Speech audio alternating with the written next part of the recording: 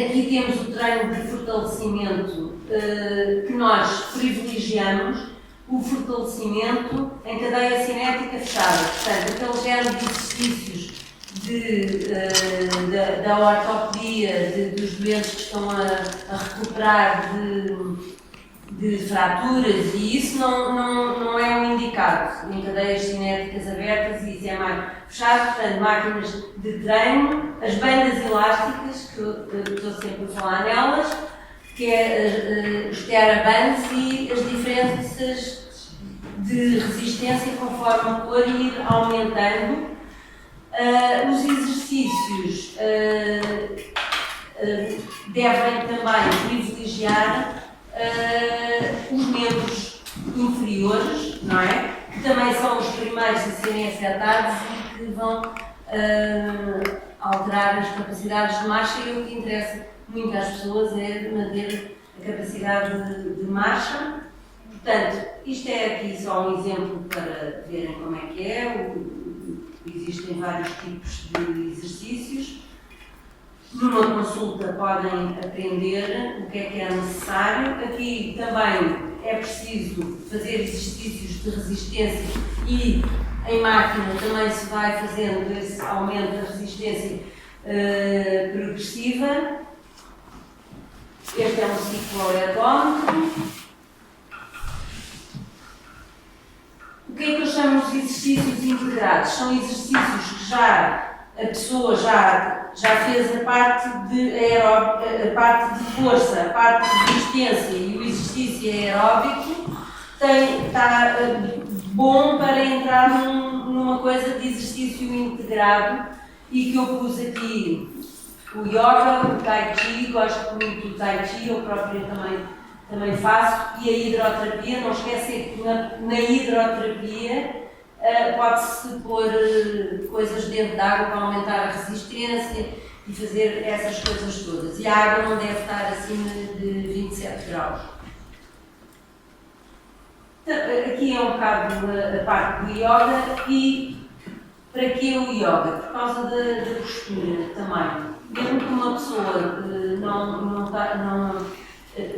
tenha pouca capacidade, a pessoa nota muito na esclerose múltipla o agravar da postura. E de maneira que eu acho fundamental os exercícios em decúbito ventral, e que aumentam o pumping vascular. Ela está a mostrar.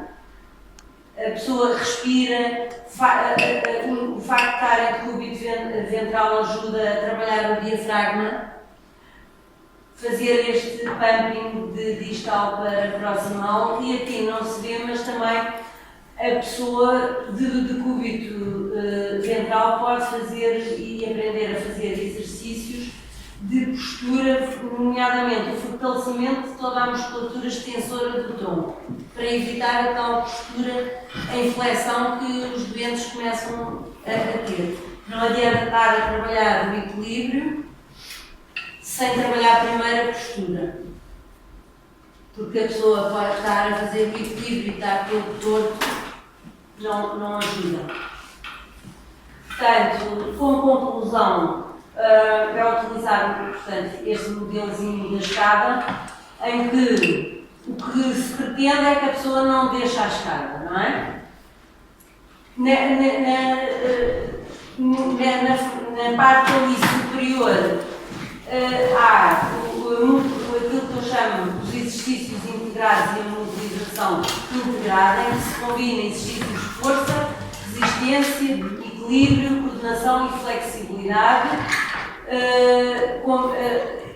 conforme depois o tipo de pessoa. Há pessoas que depois gostam de ir para exercício aquático, tai chi e yoga. Claro que se houver pessoas que gostam de fazer corrida e conseguem ter uma boa capacidade aeróbica, podem fazer. A descida pretende-se sempre que não haja esta descida da escada ajudada com os medicamentos que a pessoa toma. Os doentes física e cognitivamente mais debilitados têm que ser mobilizados, não é? Muitas vezes, nem que seja 1 ou 2 vezes por dia, para manter as amplitudes, para fazer a ginástica respiratória, para serem mudados de posição. Isso também faz parte de exercício e também serem transferidos para não estarem sempre nas mesmas posições. Portanto, eu acho que o exercício é uma intervenção que pode ser utilizada na gestão da esclerose múltipla. Os estudos têm demonstrado inúmeros efeitos benéficos. Devem ser realizados os estiramentos com a maior frequência possível pelo próprio doente, porque não vai ter um terapeuta a toda a hora a fazer, não é? A pessoa tem que fazer também por si em casa, manter força muscular e a endurance ao esforço, e uma vida ativa melhora sempre o humor e a saúde. Obrigada. Não sei se há alguma questão. Eu, por acaso, gostava só de fazer aqui uma pergunta, não sei se para a doutora Irene. Há uma ideia aproximada de quantas pessoas é que terão esta doença a nível do distrito de Setúbal? Não faço ideia, mas a nível nacional é mais de 5.000. Sim, isso pronto, isso eu também vi até que poderão chegar aos 8.000. Mas pronto, pensei que a nível do distrito que houvesse também alguns dados. Mas não sei se alguém sabe. Não. É difícil, até a nível da Europa. Até a nível nacional há números muito dispares uns dos outros. Eu sei. Aos diagnosticados. Eu por acaso sei porque eu fiz um estudo ano passado com dados do Serviço Nacional de Saúde, de acordo com as tabelas do Serviço Nacional de Saúde, sobre diagnosticados e registados até ao fim de 2015 em Portugal continental, somos 12.702.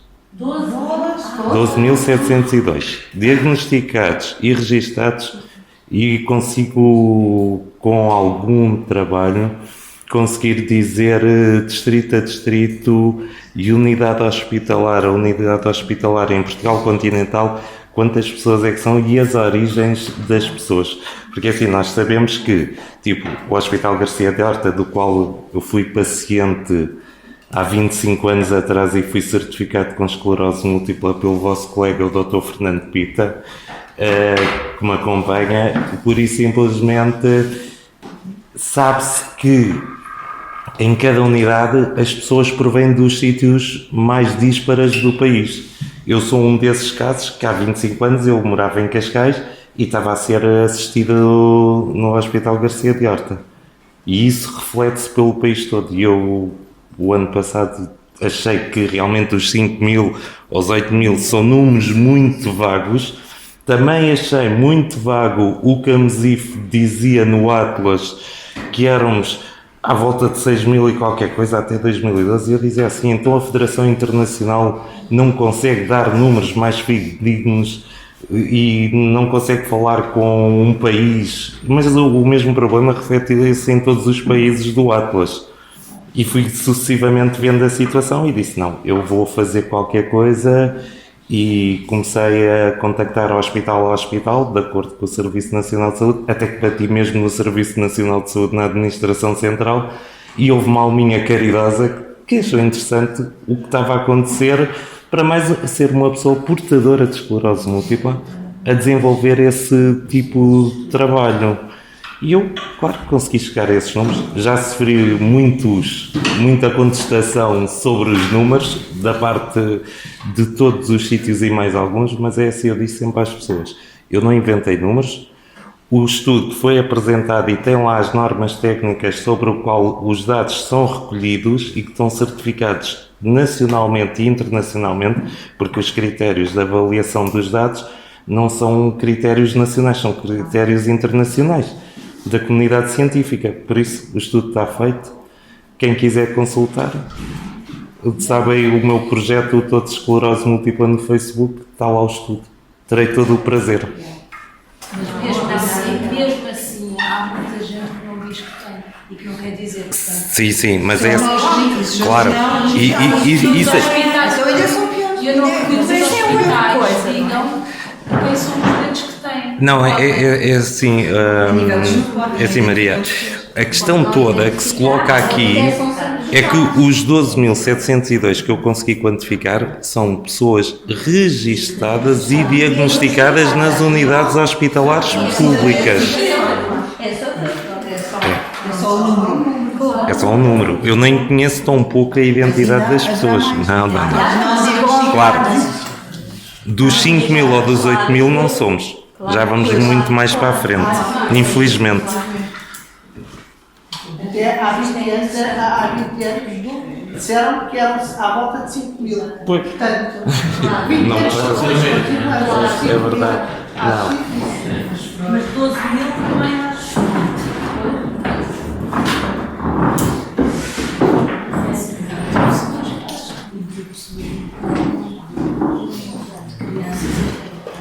E poderá haver comunicação de eventos daqueles que vão passando de hospital a hospital. Sim, a Poderá. medicação. Poderá, um evento pode ter registado e ser Não, essa e parte passar não. para o outro. Não, aí o processo muda automaticamente. Quando um paciente sai de um hospital e vai para o outro, o E processo. ali já não fica registado. Não, Então sai não de há um lado, duplicação. não há duplicação, que isso é uma questão que eu também coloquei. Só há um registro. Isto é como o nosso cartão de Eu cidadão. também fiz da Pita e passei para São Bernardo. Eu neste momento estou em Cascais porque o Dr. Fernando Pita foi para Cascais. Eu fui diagnosticada 3 meses antes de ir para. Em Cascais. Não conheço porque assim eu vou ao Dr. Fernando Pita. Eu conheço o nome, mas nunca tive com ela pessoalmente. Eu costumo dizer ao Dr. Pita, o ano passado dizia assim, doutor, fazemos 24 anos, e ele dizia assim, mas não é de casamento. E eu não. Vamos dar aqui uma ajuda na... Posso. É caminho. É caminho.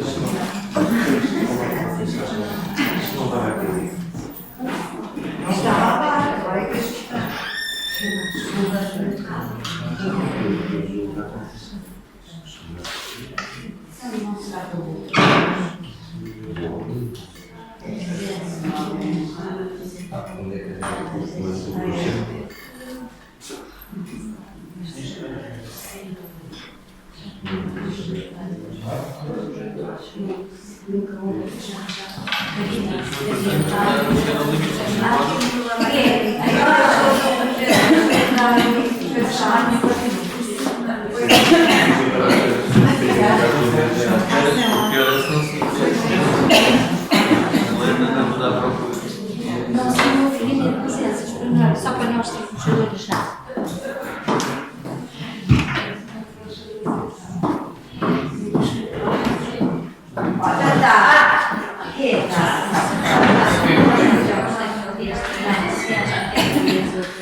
Querem que eu vou passar?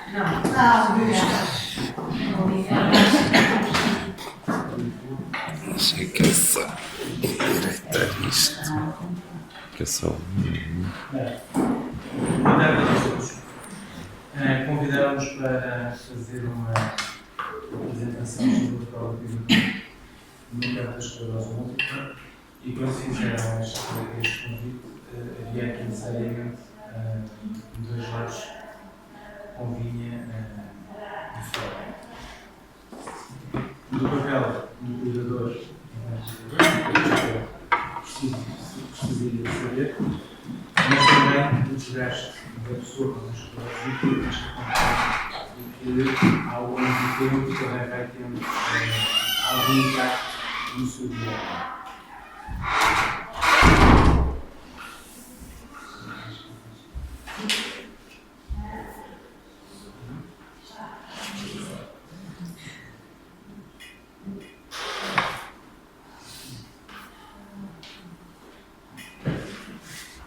E, portanto,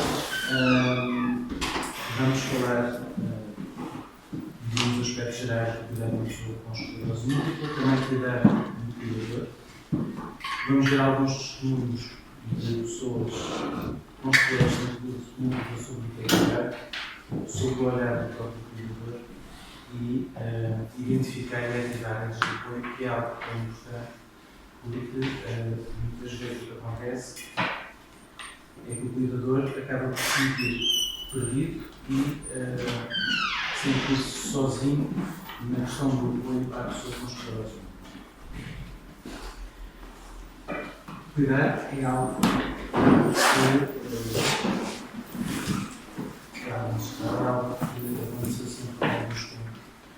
É algo que faz parte da existência e que nos acompanha em todas as fases da nossa vida. E tem sempre duas dimensões. Tem a dimensão de cuidar de nós e também cuidar de nós enquanto somos autónomos e, em algumas fases, cuidar também do outro. Nesta questão dos cuidadores, nós podemos distinguir os cuidadores formais, que nós vamos detalhar mais à frente, e que implica também a ativação de algumas redes de apoio, e pode ser importante para o cuidador que não tem esclerose múltipla. E temos os cuidadores informais, que são compostos pela família, pelos amigos, pelos vizinhos e por grupos comunitários, que podem servir como rede de suporte mais direta no apoio à pessoa com esclerose múltipla. Em termos de cuidados prestados, nós distinguimos como instrumentais e depressivos. Instrumentais na questão de tudo aquilo que implica o que é necessário para a nossa vida diária, higiene pessoal, alimentação, vestuário, ajuda na mobilidade, na terapêutica, na prevenção e pelas mais gerais em termos de vigilância, acompanhamento de consultas, muitas vezes uma gestão financeira e no apoio da gestão da medicação. E esta questão da medicação já foi falada e é um aspecto de facto muito importante. Há muitos relatos que surgem na consulta de psicologia por vários fatores. Por sentir a questão de tomar a mesma medicação há muito tempo e não sentem uma melhoria efetiva, acabam por colocar em causa se devem ou não ter a medicação. E aqui é importante que também o cuidador mais próximo esteja atento e que seja facilitador do que estamos a desenvolver. E também os cuidados afetivos e relacionais. No fundo, estimular tudo aquilo que é uma dinâmica social. Estimular a interação com o outro, estimular a manutenção dos interesses pessoais. E, obviamente, o cuidado envolve uma dimensão muito alargada de aspectos. Passa necessariamente por afeto, é uma relação em que o espaço íntimo muitas vezes se toca e, portanto, a relação que se estabelece entre a pessoa com esclerose múltipla e o cuidador são relações que são, acabam por ser muito mais próximas e a relação de afeto existe sim.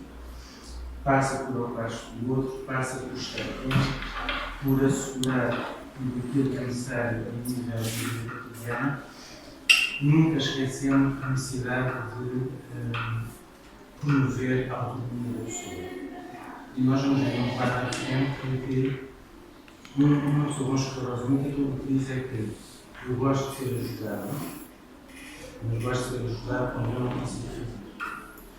Gosto que me deixem tentar fazer. E isto é importante. Esta questão da autonomia é extremamente importante e é uma questão que nunca deve ser desvalorizada. Estas relações passam necessariamente pela empatia.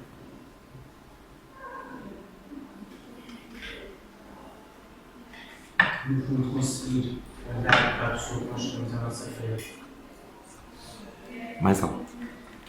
olhar para a pessoa que nós temos à nossa frente e conseguir perceber o que é que se passa do lado de lá, não é necessariamente o sentir, como é óbvio, mas é perceber como é que a pessoa se sente. Passa por estarmos presentes, por a pessoa ter uma sensação de alívio, passa pela estimulação em todos os campos possíveis, respeito, compromisso, eu disse confiança e vou acrescentar segurança. Fazer com que a pessoa se sinta segura. Quando a pessoa se sente segura, o que acontece é que também a capacidade que ela tem para explorar vários campos e até mesmo para arriscar em alguns campos cresce. E, portanto, aqui a questão da segurança, da pessoa se sentir segura como cuidadora é extremamente importante. E nós colocamos aqui o olhar de uma pessoa com esclerose múltipla sobre o que é que significa cuidar. Qual é o papel do cuidador? E, de facto, uma das questões que surge é que há necessidade de sentir que tem um apoio, mas não um substituto.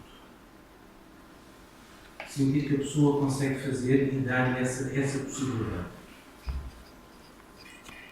É importante que nos perguntem em que podem ajudar, que nos ouçam, mas também que nos incentivem a mexer.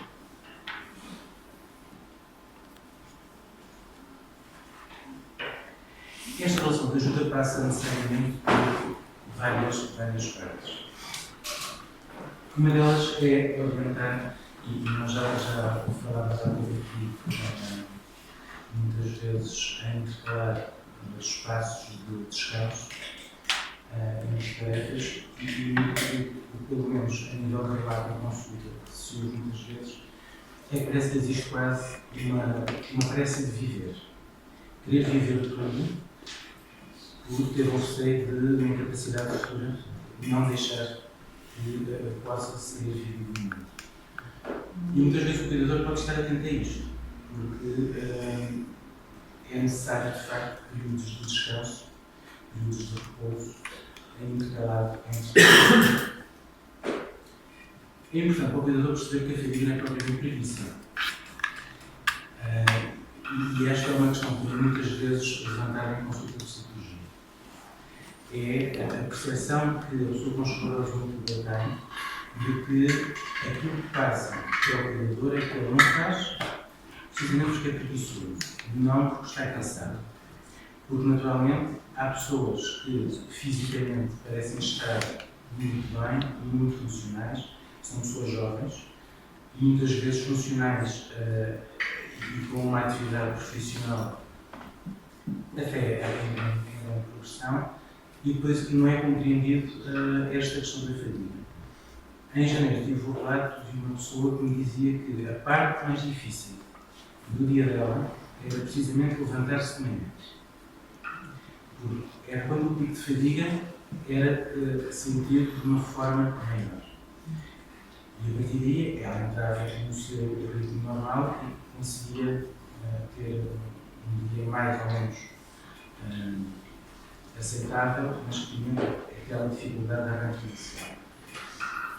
Na consulta de psicologia da Delegação de Lisboa, uma das coisas que nós fazemos, muitas vezes, quando existe este tipo de queixa, é convidar o cuidador, vestir um colete com 20 kg, calçar umas barbatanas, vestir umas luvas para tirar a sensibilidade, colocar uns óculos para reduzir o campo visual e passar uma hora a visitar a instituição e a fazer várias tarefas, nomeadamente algumas do simples facto de cortar o pão, barrar a manteiga, desabotoar os botões, voltar a adequá-los. No fundo, tudo o que faz parte da nossa vida cotidiana. E convidar o cuidador para esta experiência para que possam perceber que a fadiga está de facto presente, que ao fim de uma hora eles sentem o cansaço. E além disto, o que nós fazemos é colocar a pessoa a andar no colchão diário, para ter mais instabilidade na marcha. E o que nós temos notado é que, quando acontece, quando nós fazemos esta sessão, a percepção que o cuidador tem é de facto diferente. Ele conseguiu perceber que, de facto, aqueles relatos são reais e que aquilo que é sentido e a forma como é descrito não é tão abstrato e consegue ser entendido de uma forma diferente. A nível da atenção, depois, na relação com a pessoa, existe uma alteração significativa. Encorajar a desenvolvimento foi uma questão conhecida aqui amplamente debatida e é de facto uma questão que é importante. Respeito e compreensão mútua através de uma comunicação clara. E este talvez seja o papel que pode estar mais na pessoa com esclerose múltipla, porque precisamente por esta questão de, para um cuidador que não tem, ser mais abstrato aquilo que uma pessoa com esclerose múltipla sente, muitas vezes esta comunicação tem que ser clara. Muitas vezes não se pode deixar ou não se pode tentar com que o cuidador quase pense aquilo que nós precisamos. Sermos claros no nível de comunicação. Estimular e aceitar os limites. Não ter uma comunicação assente propriamente na questão da crítica, a não ser que seja algo que se considere construtivo para a relação entre as duas pessoas. Escutar e observar com muita atenção, porque, embora a comunicação tenha que ser clara, muitas vezes, quando o cuidado é prolongado e os níveis de exaustão vão crescendo, o que acontece é que também os níveis de tensão vão diminuindo. A concentração diminui. E, portanto, há uma série de aspectos que acabam por passar ao lado. Portanto, escutar, a escuta ativa e observar com muita atenção a pessoa que nós estamos a cuidar é algo que é extremamente necessário quando nós estamos numa relação de ajuda. E uma das coisas mais importantes que é ajudar a reorganizar. Ajudar a reorganizar uma pessoa que, embora possa ter algumas dificuldades, algumas limitações, ela pode continuar a ter no cotidiano. Ela pode continuar a viver, ela pode continuar a ter momentos de felicidade, de realização pessoal, de reorganizar para que tudo isto seja possível, mas também uma reorganização em que o tempo seja viável para as duas partes. E aqui uma questão que se coloca que é quando o próprio cuidador também tem esclerose múltipla. Pode-vos parecer delicado, mas a realidade é que existem casos de filhos com esclerose múltipla que dão apoio aos pais.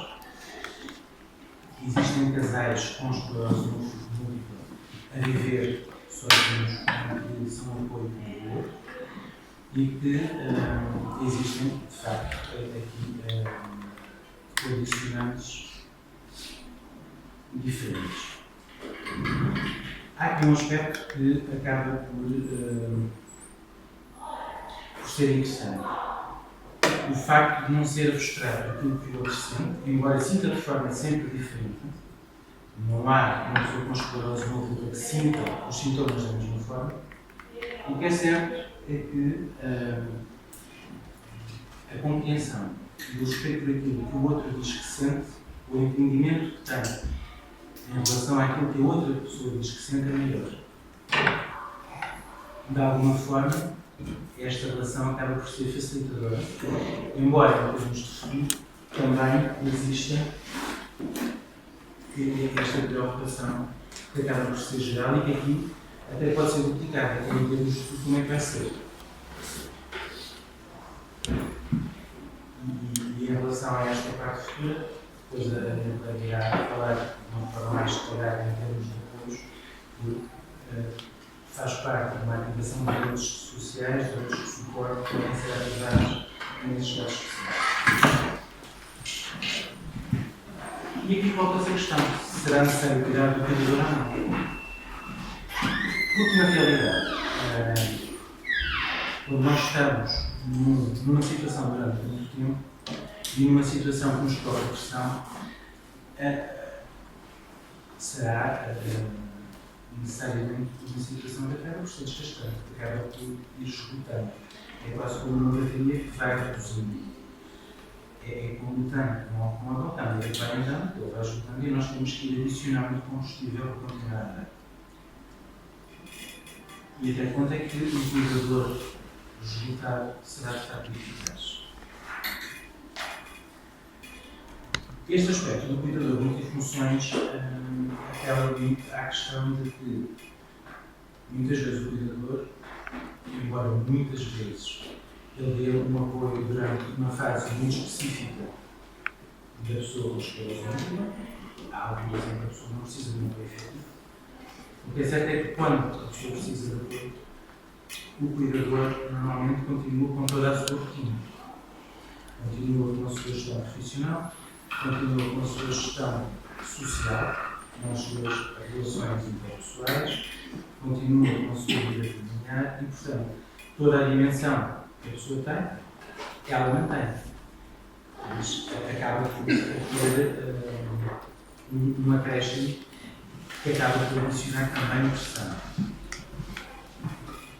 Daí, muitas vezes, o próprio cuidador acabar por ser um paciente